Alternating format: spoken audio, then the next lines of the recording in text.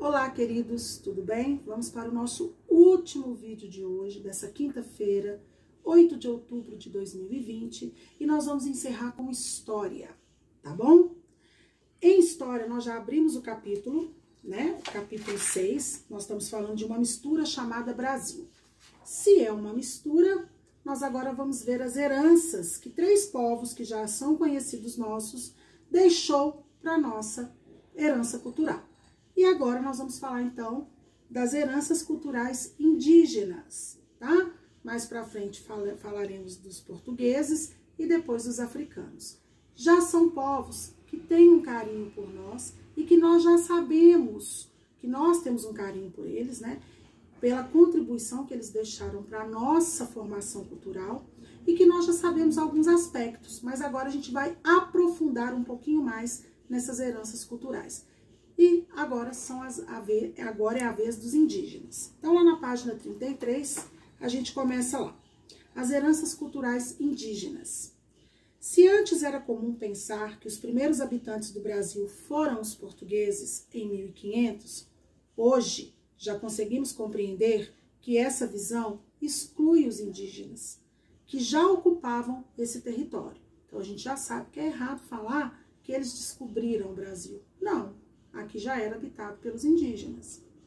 Também conseguimos perceber o quanto foi prejudicial às comunidades indígenas a chegada dos portugueses, né? Porque eles tentaram chegar aqui impondo a sua cultura e desprezando a cultura indígena, né? Então, nós vamos grifar esse último parágrafo aí, que está na página 33, que fala que os indígenas já ocupavam aqui o território com a chegada dos portugueses e falam pra gente o quanto foi prejudicial para as comunidades indígenas essa chegada dos portugueses.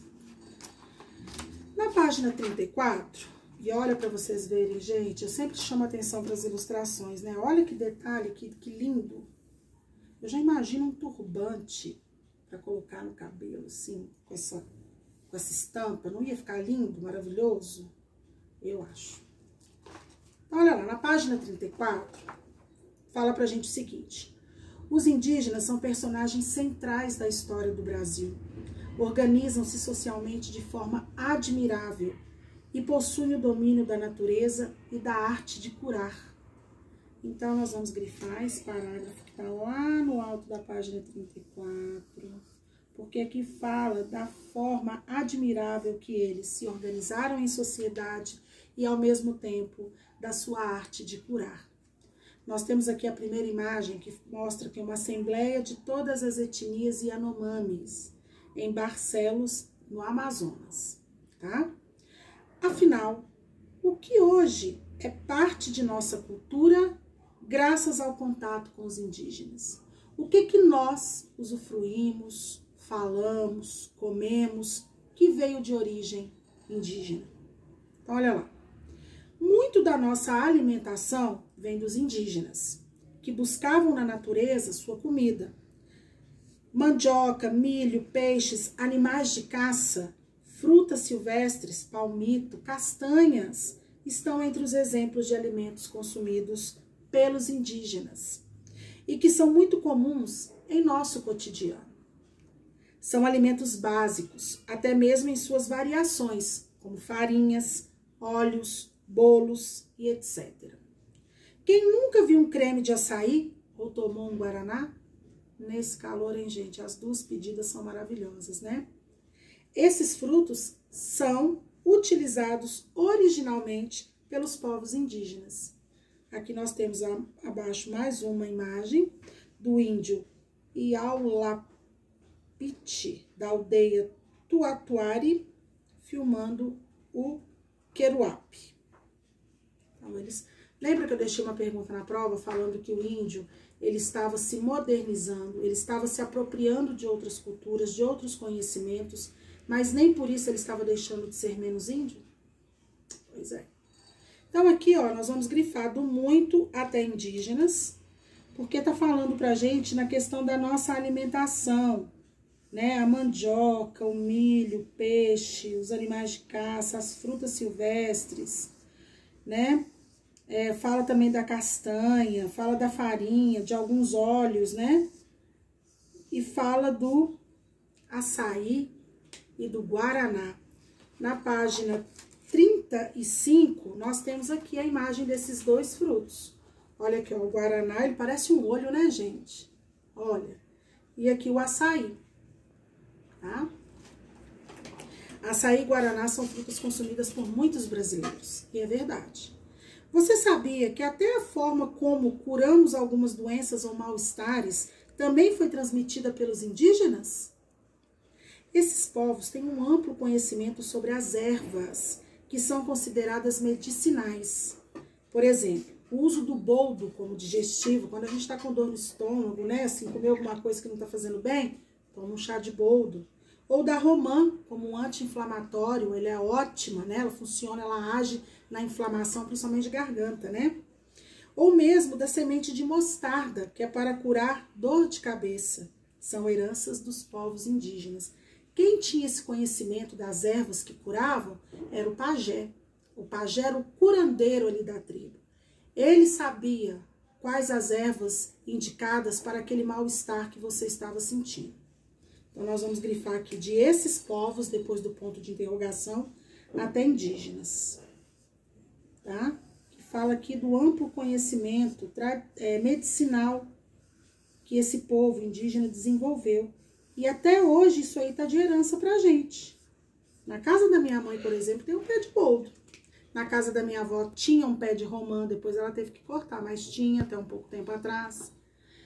No que se refere à língua, mesmo que proibidos de falar em seus dialetos em locais de ensino público, quando da vinda dos estrangeiros, muitas palavras indígenas foram incorporadas ao português. Vocês vão lembrar que os portugueses, eles tentaram impor algumas coisas da cultura deles e baniu a língua dos indígenas. Eles meio que forçaram a entrada do português, né?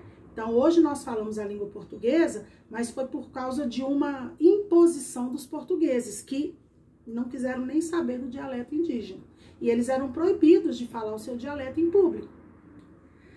Cerca de 80% das palavras que vêm do Tupinambá, não, eu pulei aqui um pouquinho. Normalmente são palavras que indicam rios, animais e lugares. Cerca de 80% dessas palavras vêm do Tupinambá. Isso se justifica porque foram os indígenas que apresentaram aos portugueses muito da nossa fauna e da nossa flora. Assim, os nomes se mantiveram. É o caso, por exemplo, das frutas, cacau, cajá, dos animais, capivara, tamanduá, e dos locais, Guanabara, no Rio de Janeiro, Ibirapuera, Parque, em São Paulo, e do Rio Tietê, também em São Paulo. Então, aqui nós vamos grifar, por favor, do no que se refere até São Paulo, porque aqui fala pra gente que eles foram proibidos, que os portugueses, eles exigiram, né, que fosse falado o português, então os índios eram proibidos de falar seu dialeto em público, mas que alguns nomes ainda de frutas, de lugares e de animais vieram do dialeto indígena, que nós usamos até hoje, tá? E foram os indígenas os responsáveis por apresentar para os portugueses a nossa fauna e a nossa flora. Já na página 36, vem falando pra gente o seguinte: em relação às vestimentas, embora boa parte desses povos andassem nus, quando os portugueses chegaram, alguns adornos eram utilizados em comemorações ou rituais. Os tupis eram os que mais usavam plumas de aves nas indumentárias. O que são indumentárias? É a arte relacionada às vestimentas.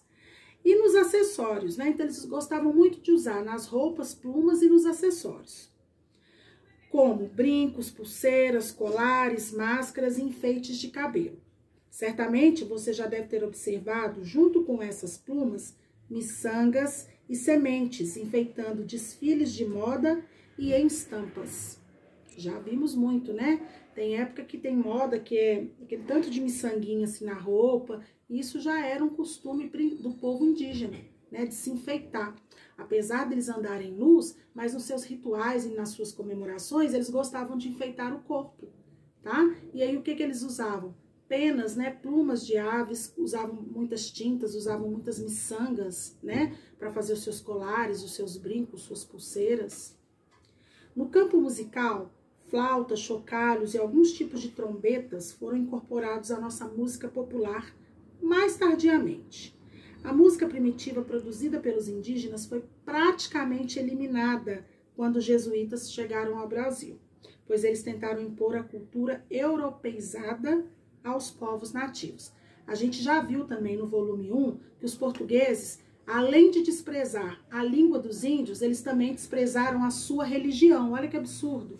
Eles tentaram catequizar os índios, né? Eles falavam que os índios precisavam ter essa nova religião para que Deus pudesse aceitar eles, né? Eles desprezaram aquilo que os índios traziam com eles, né? A sua bagagem religiosa. E os índios, eles aprendiam hoje, eles ficavam ali batendo com eles ali o tempo todo, né? Os mandamentos, as lições da Bíblia. No outro dia os índios esqueciam. Por quê? Não é uma coisa da vivência deles, né? Eles tinham que ficar retomando tudo ali de novo, né? Então não foi fácil catequizar os índios. Alguns foram, outros não, tá?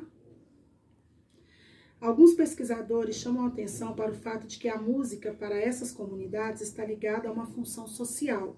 Por exemplo, festas, incitação à guerra, rituais de passagem. Ou seja, os índios só vão tocar músicas quando for um ritual de passagem, por exemplo, um guerreiro que está sendo apresentado para a tribo, um casamento, um ritual de agradecimento à chuva, à colheita, ou até mesmo quando for preparação dos guerreiros para brigar, né, guerrear com outra tribo. Então eles têm muito isso, né? Os pesquisadores falam que eles só usam a música para algum tipo de ritual ou comemoração.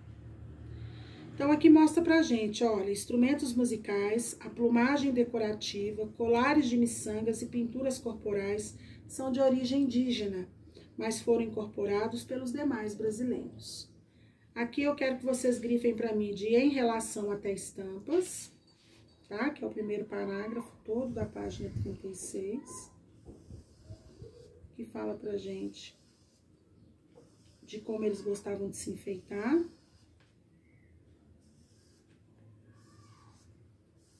E vão grifar de no campo musical até nativos, tá? Não é o parágrafo todo, o segundo parágrafo, é no campo musical até nativos, tá? Bom, então a gente viu agora, né, com a herança cultural, com a herança cultural indígena, nós vimos a fundo aí um pouco mais dessa doação dos indígenas para a formação da nossa cultura, tá? E o que eu quero que vocês façam agora para mim? Vocês vão fazer o antes de seguir, que está na página 37, são duas questões, a número 2 e a número 3. Mas a número 3, ela é uma pesquisa. Eu gostaria que vocês pesquisassem para mim, no mínimo, 5 palavras, tá? Que são utilizadas por você no seu dia a dia, mas que são palavras de origem indígenas, tá? Não tá difícil, pesquisem, porque nós vamos compartilhar na próxima live que eu for corrigir essa atividade, tá bom? Eu quero 5 palavras no mínimo, para vocês pesquisarem aí para mim, tá bom? Um beijo e até a próxima.